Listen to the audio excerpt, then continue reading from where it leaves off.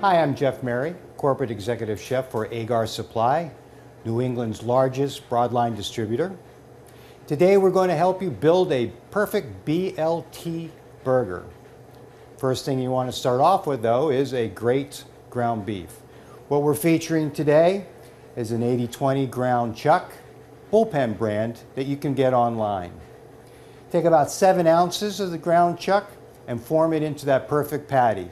We like our patties to be about 3/4 of an inch thick. Careful as you make the burger because you don't want to overwork the meat making the burger tough. Now we're going to take our burger and we're going to place it on our preheated grill. It's been preheated to 375 degrees. We're going to place our burger on the grill.